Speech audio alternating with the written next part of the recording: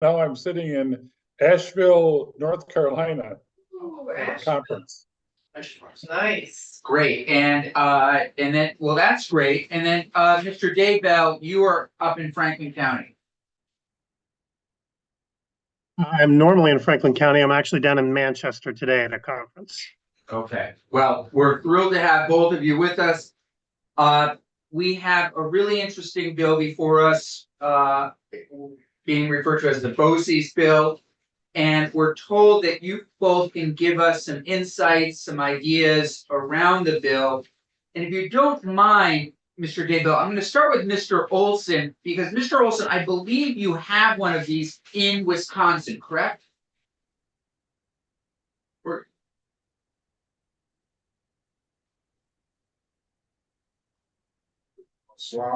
We need both. Oh, They're back. it's the anti-BOCES conspiracy. Oh, definitely. Because Towards the eclipse. deep state. Just. I couldn't go on my email, my legislative email site. Probably deep state. So I tried to change my password. They want me to go through this, found out some Terry Williams from yahoo.uk was had been trying to get. Mr. Olson, are you there? Great. Yeah, I'm here now. Okay, terrific. So what we'd love to hear your experiences out in Wisconsin with your cooperative education service agencies. We're considering, as you know, doing something here along the same lines. We're interested in how there have been savings, financial savings, some of the innovative things that have come out of these. So the floor is yours. Sure. Thank you for inviting me to talk about this. Let me give you a little bit of background on where I'm coming from on this. I was on a school board for 21 years in Wisconsin. Then I was 10 years in the Wisconsin Assembly, and then 16 years in the Wisconsin Senate. And most of that time I served on and chaired the Education Committee in both houses.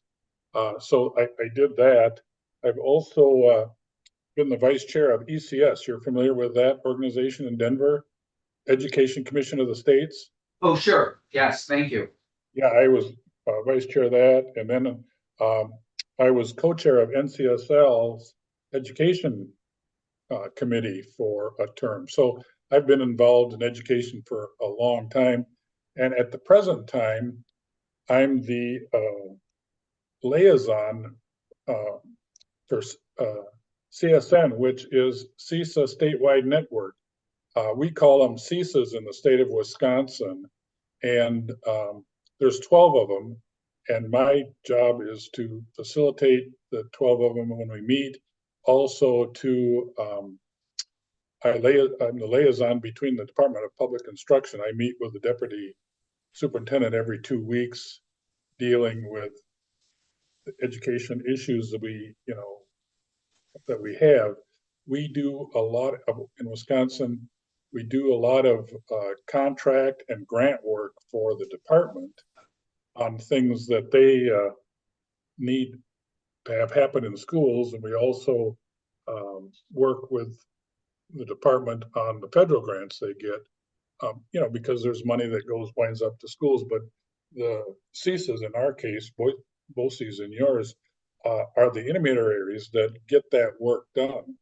So that's been my relationship with CESA. And I have to tell you, my wife ran a CESA, and now she is the executive director of the national AESA, which is the Association of Education Service Agencies, which is the national organization of just about all the education service agencies in the country. I think they got 43 states that are members. So I have been involved in this arena for a long time, and now more intimately related with the CESAs or education services than ever before. So can you tell us before and after with Wisconsin, some of the savings that happened in certain districts, or just some of the innovative things that came out of them? Sure. I can't tell you before because we've had them forever. We You had have, okay. Hmm. long time, as in other states.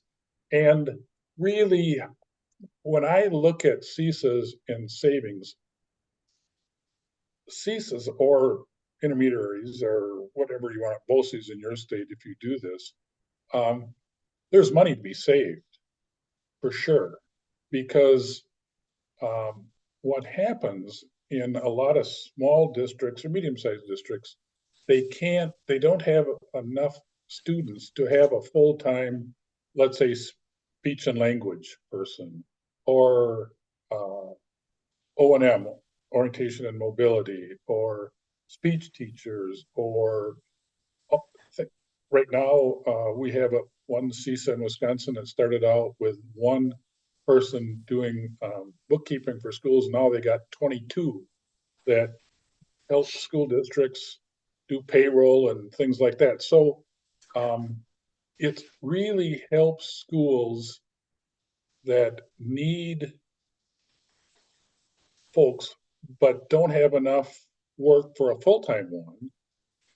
And so they hire itinerant staff or part-time people, but a lot of schools can't hire anybody who wants to work part-time. So what happens is, in your case, that they would hire somebody out of the BOCES to do that. So that is a serious cost savings. Now, if you are thinking that the number one reason for passing this law is to save money, I'm not sure. Well, it does that for sure. I'm not going to say it doesn't.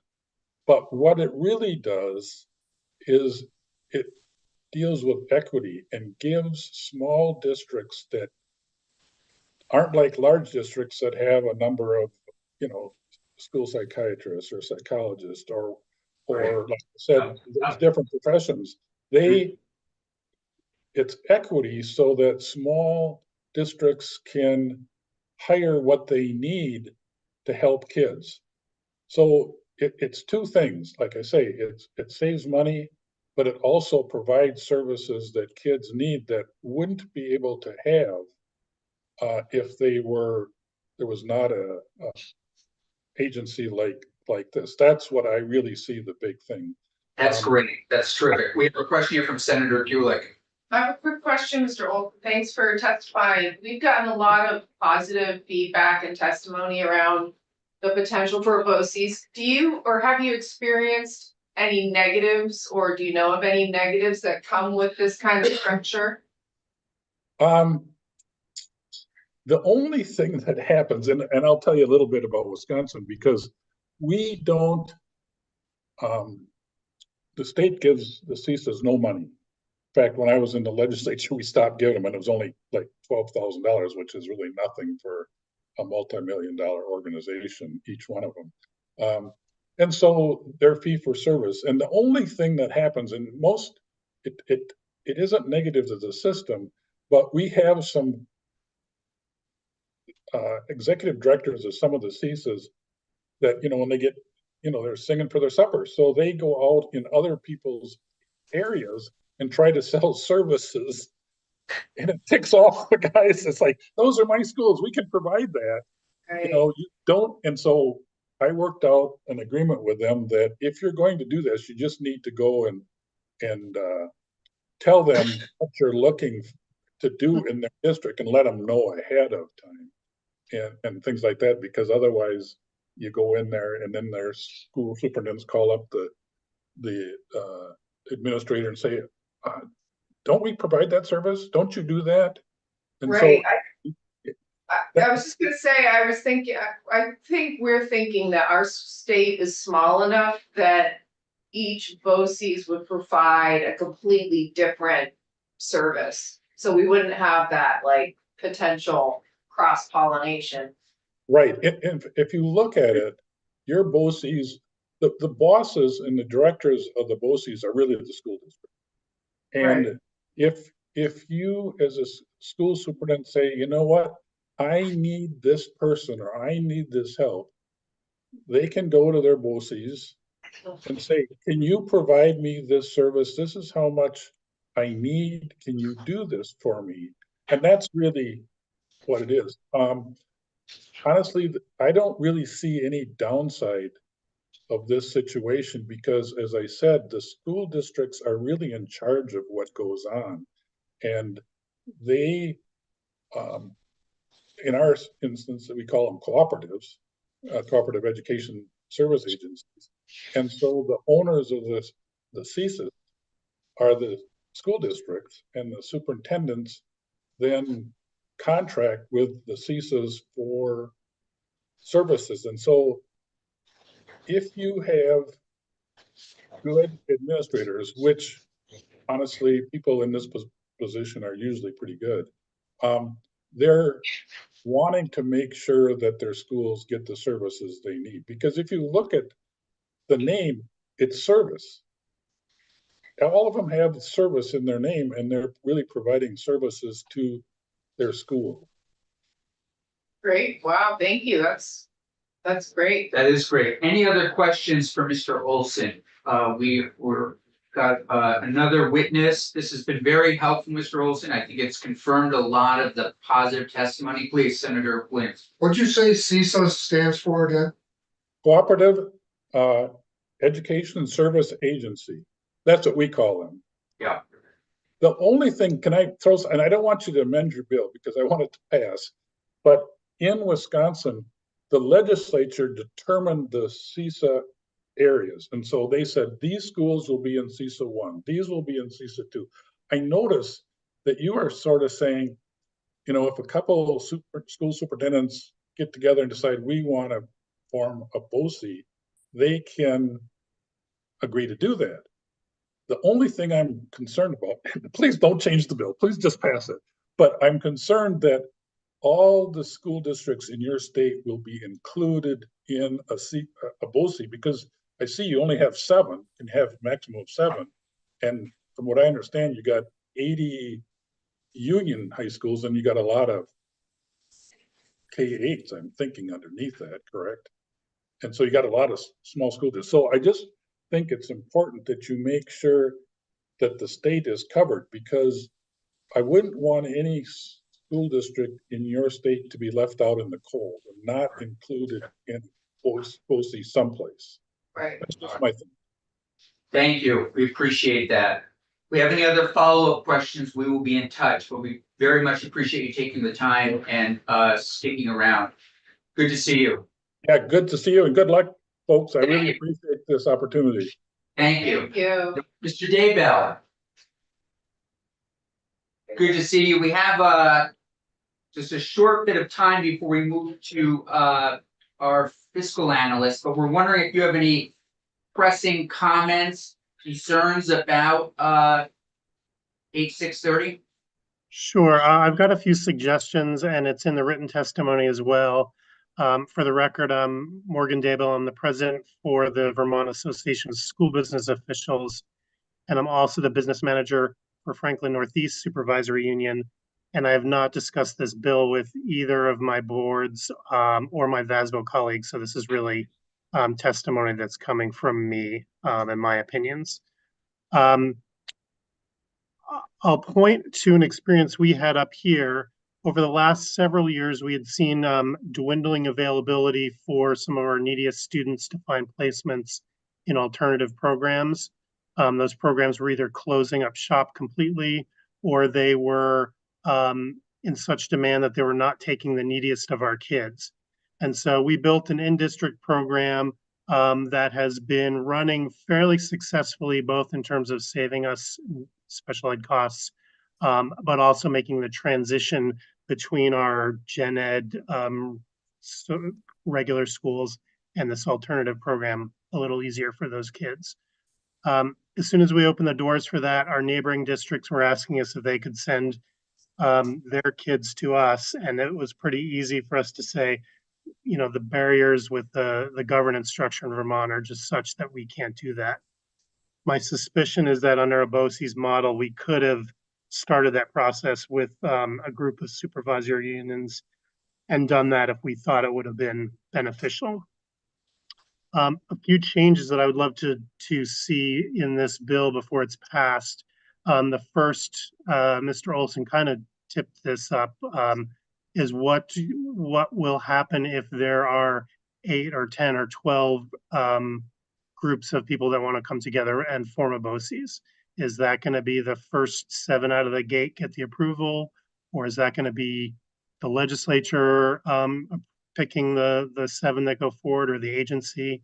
And looking for some clarity around what the criteria would be if it's not just the first 7. You also might want to consider pushing out the deadlines in section 3. I don't think you're going to have enough time for districts to sort of navigate second and third rounds of budget votes as we're doing now.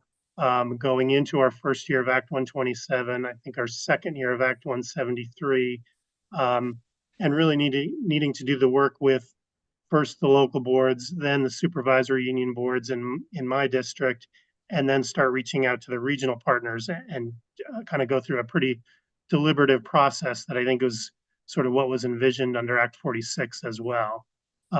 Buying another year or 2 on that deadline might end up with a better product. And then the last point that I would make, and it wouldn't necessarily need to be in this bill, but it could be in any of the ed bills that get passed, is that I note that you're giving the BOCES under this bill the ability to own property and to borrow money. And my supervisor union under current law doesn't have that. That was a barrier as we were moving forward to set up this alternative program, because it's special education. It needs to be done at the supervisory union level. But we were not allowed to own a building, and we were not allowed to borrow money to get that program up and running. I'd love to see that that difference addressed either in this or in a a technical amendment bill somewhere. Yeah, no. Okay. Senator Sheep. Thank you. I don't want to eat too much into the time for the next topic that we're hearing about, but I think maybe one comment that we can consider specifically for question 1 or recommendation 1 is, I'm thinking about the fact that, the number 7, as best as I can recall, it was just kind of pulled out of the air. I don't remember if there was They a. based it on some of the districts that had come together during COVID. Got it. Okay. Yeah. So what, in regards to this recommendation, I'm wondering if there is a way to have, one BOCES coming in at a time that we approve, and then it goes out there, and then the second one comes in, we approve it, kind of like charters. And that way, we can see what works, what didn't work, and, rather than 7 all at once, and then there's still some other SUs that are vying to get into a BOCES, but they can't. Why don't we just have a process where we do 1 at a time and make improvements along the way? Just an idea, but Yeah, there's. Yeah. It's interesting. Yeah. Yeah. What does Mr. Daybell think of that idea? Yeah. We answer. Go for it. Any thoughts, Mr. Daybell? On that proposal? Yeah. I think that would work. I think you just want to be clear on the outset about what the criteria are that you're using to vet these as they come forward to you. Right. We would want to know that before we start the process talking with our neighbors. Okay. Thank you. Great. Anything else from Mr. Daybell? Thank you very much for joining us. We appreciate it. We appreciate the written testimony. Very helpful. Thank you for your time. Thank you. Ms. Richter, Morgan, can you grab those so we can get? Yeah, I think probably a good idea. We are going to, I know we're losing 2 senators at 4. What's that? Only 1. Okay. But please join us, Ms. Richter. Morgan's printing your testimony. Ms. Richter is going to take us through the fiscal note for the miscellaneous house education bill. And you can wait, Julia, we're gonna print these up. Okay. No. Like that.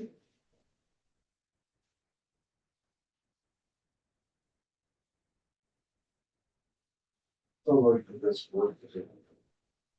And like, We're just, in 2 weeks to do the, it. the bill is just constant. We Or was even really thought about, how we're gonna get the, you know, the nuts and bolts of thing. how the welfare 2 weeks. Yeah, no, we're Yeah, done you guys- with South Welfare. Yeah. But no, Are yeah, you guys pretty much done?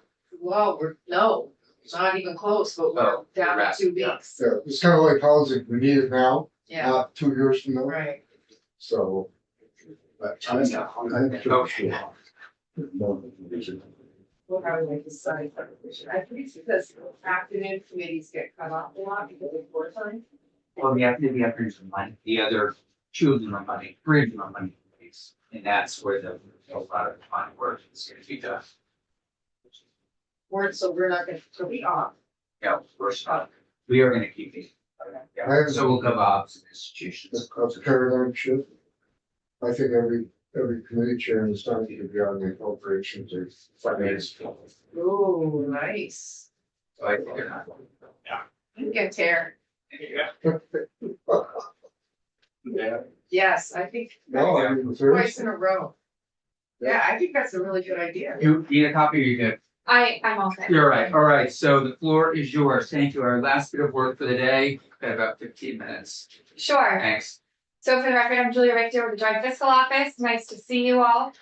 I'm not sure what would be the most helpful, so I know that you all just took some testimony from the agency on the budget. Mhm. I also, and the chair reached out with respect to that. I also know that there were questions about miscellaneous ed bill and the funding components of that. So I also, I provided my fiscal note for H 874.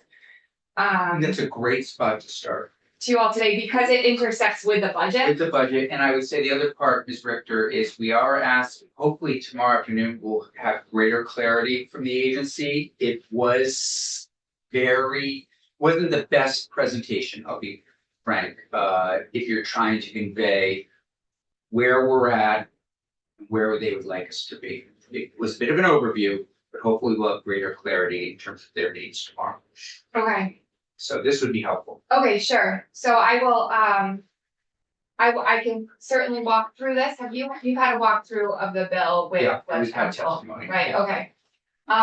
So you're aware it makes miscellaneous changes to Vermont's education laws. The fiscal note that's in front of you reflects the bill as passed by the House. And I'm really just touching on the sections that have a fiscal impact. So overall, the bill is estimated to cost the education fund approximately $1.6 million in fiscal year 2025. The committee is aware, absent other changes in policy, the property tax rates need to be adjusted to make sure that those revenues are fully funded, those expenditures are fully funded. Further, it increases the general fund cost by about $281,000. So section by section, I'll just go through, but please interrupt if you have questions or if I'm going too much down a rabbit hole that's not helpful to the committee. I know we have limited time. Section 1, this is expanding the adult diploma program to the adult education and secondary credential program. That's what they're naming it. And this would expand age eligibility requirements to correspond with the GED program.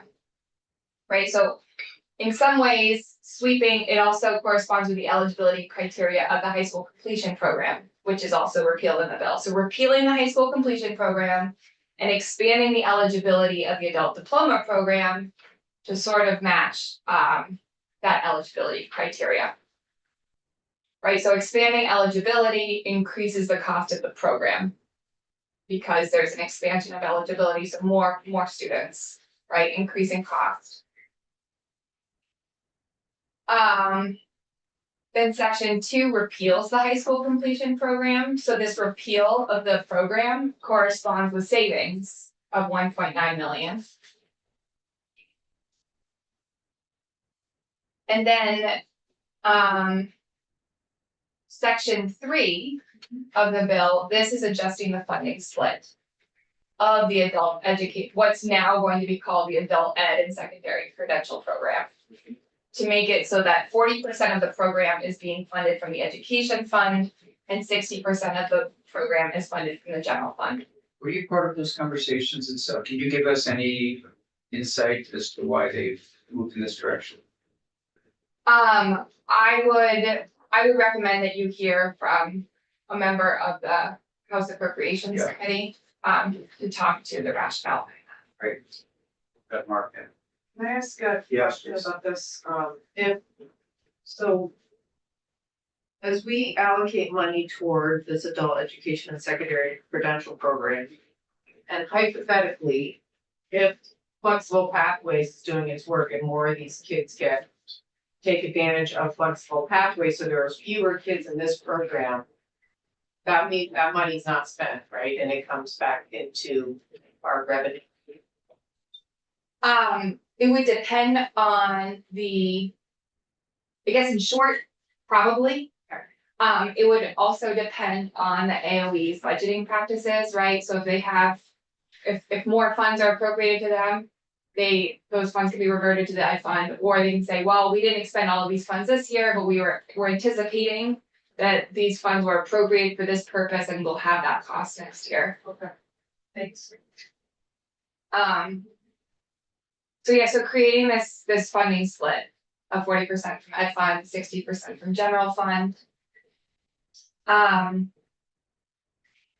The next fiscal section of the bill is section 5, and this expands the years that community school funding can be provided, and so this corresponds with the final fiscal section of the bill, which is section 6, which appropriates 1 million from the education fund to AOE in FY25 for funding the community school program. And what's Now- that pulling away from? Exactly. Okay, Perfect question. great. Leading to, I think, the next piece that's worth understanding, and I think gets to some of the confusion with respect to the budget. Mhm. This committee has been talking around. In order for this to have a net neutral impact on the education fund of providing this community schools funding, something, as the chair mentioned, needs to be cut. And so that's where that 1 million from early college, the appropriation was decreased. Okay, and I did get a voicemail from Joyce Judy today, CCB, who I think, I don't know if she has concerns, but yes, we'll work on that.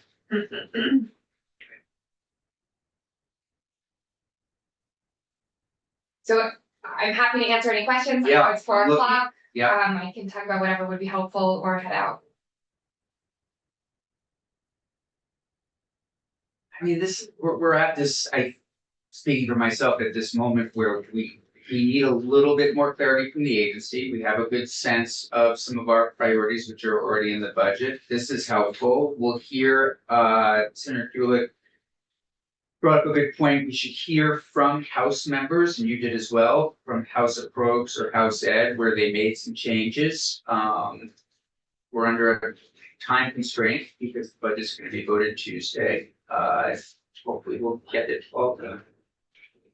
Do you have anything else that you think we should know in general that's happening in this building? Oh, in general, what's just happening in this building? Yes, Please, please help us. you're on the record. I'm on the record. It's a great question. Okay. I will just circling back to this conversation here in 874. I do want to note because I have heard some confusion, not from the committee, but just in general. So I want to clarify that 874 is carrying the 1 million appropriation for community schools. So 1 million to community schools is in 874. That's why you're not seeing it in the budget, because if it were in the budget, then it would be a double appropriation. It would be 2 million to But this community is new schools. that the House is doing this stuff, right? Or, Yeah, yeah, I what is feel it? like this is. It's so strange. Yeah. Yeah, it's so strange. Well, We We had, did have yeah, some, we did have. we did, we had Hearings some on it. good presentation. what's that? Yeah, we had a little bit of information on it, but having it not in the budget, but traveling through this is explain some of the frustrations maybe appropriations is having in terms of maybe gathering everything. Because then if you look at the budget, as some people have said, and it's not as much as I thought. Well, look at these other bills that aren't in the Right. budget. So it's odd. I know you can't comment, but Yeah, I can't speak to that. Yeah.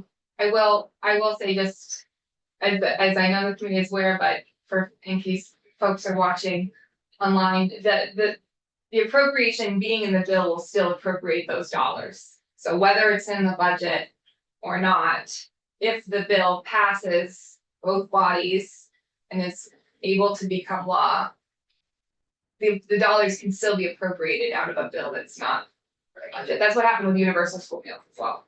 Yes, we remember. Well, that this is not coming, but this is coming from general fund. Some of it's coming from general fund dollars.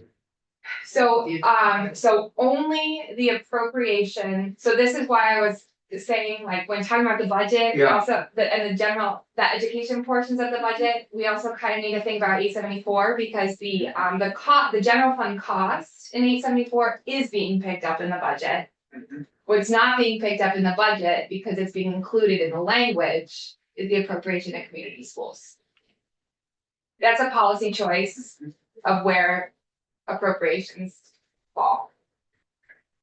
Yeah, please. Do you have sense, Chair, been doing this work longer, does a million feel adequate for community school? It seems really inadequate to me. Well, that's the other thing. Better than nothing. House Ed passed it at 1.9, then their appropriations committee lowered it to 1 million. Right. Yeah. I think it's a good question. I don't know. Yeah, are you an attorney? I'm not. Okay, you sound a lot like our general legislative counsel. Yeah. Sister in law. Beth and I Yeah, work closely together. No, that would be a good question for. Yeah. Yeah, you would. No, that's council this year. thanks. sure. Thanks. Appreciate it. Okay, committee. We'll leave it there for the day. We'll come back to the budget tomorrow, but if anybody, by the end of the day tomorrow, we've got to have some kind of list that we'll send down to Jane. The other thing we have to do tomorrow, please be thinking of possible witnesses that you would like to hear from on Zoe Saunders. I think we're gonna try to structure it around having 5 people in, maybe in support of, and 5 that might raise concerns. So after a conversation I had with the Pro Tem's office, we communicated with the governor's office that was going to be part of the process. So be thinking about that. I think in terms of I think some of the usual suspects, these might want to weigh in.